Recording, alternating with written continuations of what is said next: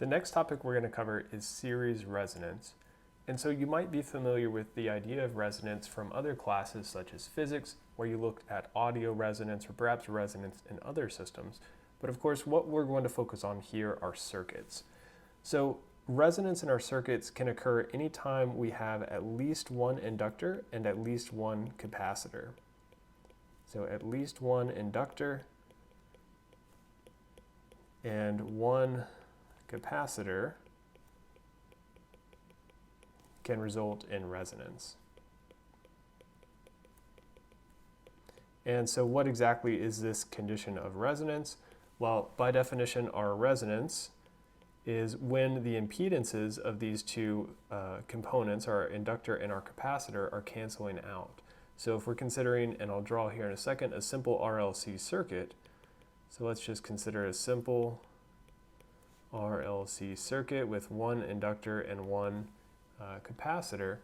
We have that the magnitude of ZL, our impedance of the inductor, is equal to the magnitude of the impedance of our capacitor. And what happens is that the equivalent capacitance, or the equivalent resistance of that circuit, the equivalent impedance of that circuit is purely resistive. And so what we're going to see a little later on is that this type of circuit actually creates a bandpass filter. So we're going to talk about that a little more when we look at our filters. But of course, being able to pass and block certain signals is sort of a key technology as we're talking about things like radio or TV signals that we're broadcasting and wanting to select from a full spectrum of various frequencies. So let's start by taking a look then at a simple RLC circuit. And so here we're going to draw sort of discrete components, but keep in mind for all of our components, they're going to have certain non-ideal effects. Some of those are going to include parasitic capacitances or parasitic inductances. So we don't necessarily have to have a discrete capacitor or a discrete inductor. It might be that the parasitic components of other elements such as resistors or sources can be creating this resonance effect. So let's say we have some AC voltage, phasor voltage Vs, which we can also write in terms of a magnitude and a phase angle. And we have here a resistor, an inductor which has impedance j omega L, and a capacitor which has impedance 1 over j omega C. And so of course, if we apply this AC voltage, we're going to have some AC current, which is also going to be a phasor value. So we can pretty easily calculate our equivalent impedance seen by this voltage source. So our equivalent impedance is the impedance of the resistor, which is just R, plus the impedance of our inductor, plus the impedance of our capacitor. And so we can rewrite the capacitor a little bit. Remember, we can write 1 over J. Let's say we multiply that by J over J. That's just a special form of 1. We get J over J squared. And so remember, by definition, J equals the square root of -1. So what this then becomes is negative J. So 1 over J equals negative J. So let's adjust this equation. We can say this is R plus J omega L minus J divided by omega C. And so at this point, what I can do is I can sort of separate these into my real part, which is just R, plus my imaginary part, which is omega L minus 1 over omega C. And so the reason I want to do that is we come back up here to our definition of resonance, and we see that it is when the magnitude of our inductor and capacitor impedance are equivalent, and our equivalent impedance is then purely resistive. So basically what we're going to do is we want to say our resonance is happening when this highlighted term here is equal to 0. So when we have a purely resistive impedance. So let's look at that condition and see what those values need to be in order for resonance to occur. So we have omega naught times L minus 1 over omega naught times C. And I've just labeled this, so we're setting that equal to 0. And so I've just labeled this omega naught because this is going to occur at some particular frequency. And so of course we're going to call this our resonant frequency because this is where our resonance occurs. So we can solve for this, and what we'll find is that the resonant frequency omega naught is equal to 1 over the square root of Lc. So typically that's going to be in radians per second. Okay, so and we're going to be referencing a lot of these equations throughout several videos following this one. So I'm going to label this as equation 1 to be consistent with the notes that are posted on Canvas.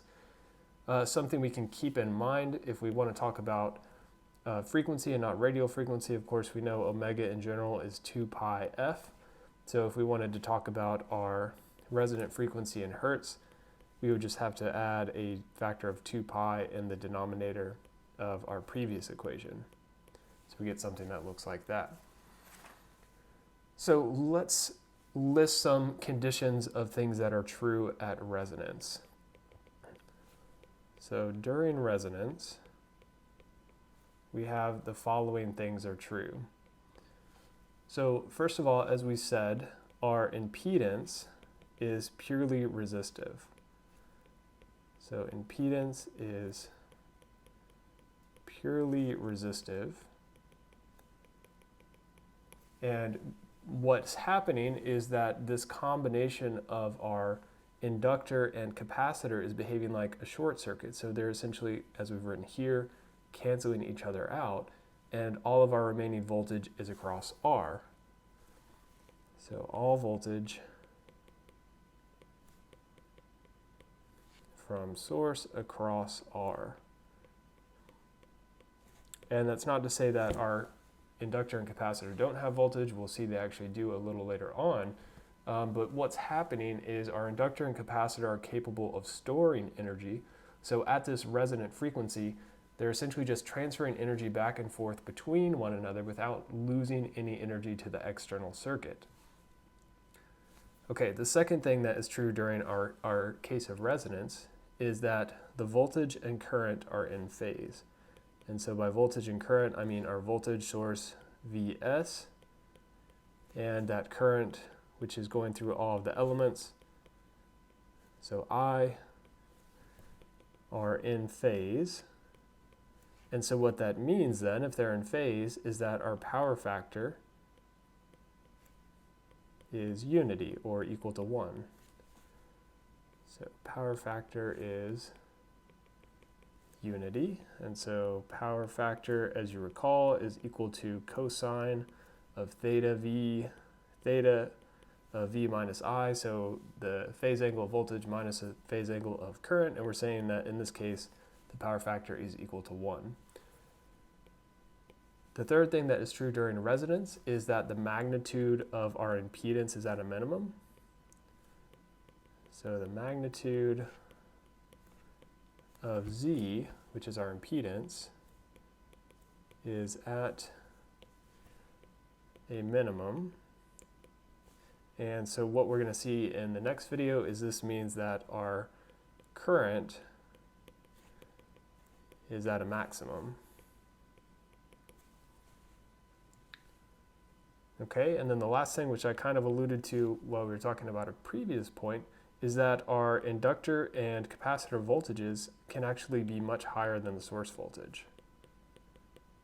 So the inductor and capacitor voltages